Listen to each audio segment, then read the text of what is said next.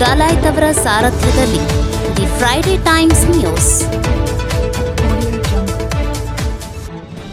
ಕರವೇ ರಾಜ್ಯಾಧ್ಯಕ್ಷ ಟಿಎ ನಾರಾಯಣಗೌಡ ಬಿಡುಗಡೆಗೆ ಆಗ್ರಹಿಸಿ ಉರುಳು ಸೇವೆ.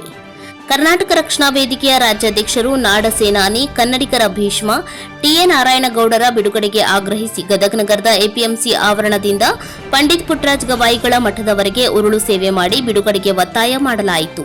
ಈ ವೇಳೆ ಕರವೇ ಗದಗ ಜಿಲ್ಲಾ ಅಧ್ಯಕ್ಷ ಶರಣು ಎಸ್ ಗೋಡಿ ಮಾತನಾಡಿ, ಕನ್ನಡ ವಿರೋಧಿ ಸರ್ಕಾರಕ್ಕೆ ಹೇಳಿ ಧಿಕ್ಕಾರ, ಹಿಂದಿ ಗುಲಾಮ ರಾಜ್ಯ ಸರ್ಕಾರಕ್ಕೆ ಹೇಳಿ ಧಿಕ್ಕಾರ. ಡಿಸೆಂಬರ್ 27ರಂದು ಬೆಂಗಳೂರಿನಲ್ಲಿ ನಾಮಫಲಕದಲ್ಲಿ ಕನ್ನಡಕ್ಕೆ ಮೊದಲ ಆದ್ಯತೆಗೆ ಒತ್ತಾಯಿಸಿ ಹೋರಾಟ ಮಾಡುವ ಸಂದರ್ಭದಲ್ಲಿ ಬಂಧಿಸಲಾಗಿರುವ ರಾಜ್ಯಾಧ್ಯಕ್ಷ ಟಿಎ ನಾರಾಯಣಗೌಡ ಆದಿಯಾಗಿ ಎಲ್ಲಾ ಕರವೇ ಮುಖಂಡರನ್ನ ಹಾಗೂ ಕಾರ್ಯಕರ್ತರನ್ನ ಕೂಡಲೇ ಬಿಡುಗಡೆ ಮಾಡಬೇಕು ಮತ್ತು ಅವರ ಮೇಲೆ ಹಾಕಿರುವ ಕೇಸುಗಳನ್ನು ವಾಪಸ್ ಪಡೆಯಲು ಸರ್ಕಾರ ಕ್ರಮ ಕೈಗೊಳ್ಳಬೇಕು ಎಂದರು. ನಾಮಫಲಕದಲ್ಲಿ ಕನ್ನಡಕ್ಕೆ ಹೆಚ್ಚಿನ ಆದ್ಯತೆಗಾಗಿ ನಡೆಯುತ್ತಿರುವ ಅಭಿಯಾನವನ್ನು ರಾಜ್ಯಾದ್ಯಂತ ಹಾಗೂ ಜಿಲ್ಲೆಯಾದ್ಯಂತ ಮುಂದುವರಿಸಲಾಗುವುದು. ಕನ್ನಡ ಕಲಿಗಳು ಕನ್ನಡಕ್ಕಾಗಿ ಹೋರಾಟ ನಡೆಸಿ ಸೆರೆವಾಸದಲ್ಲಿ ಇರುವ ಈ ಸಮಯದಲ್ಲಿ ಇಂದು ಜನವರಿ 1ರಂದು ಸಂಭ್ರಮಾಚರಣೆ ನಡೆಸುವುದಕ್ಕಿಂತ ಕರಾಳ ದಿನವಾಗಿ ಆಚರಿಸುವುದೇ ಸೂಕ್ತವಾಗಿದೆ ಎಂದರು.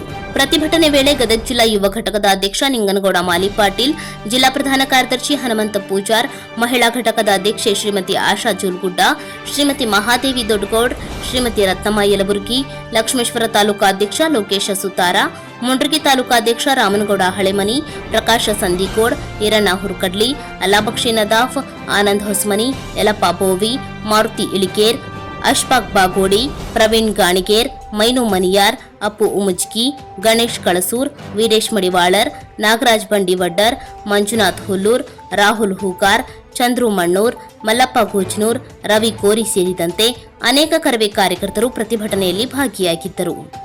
The Friday Times news Gadag.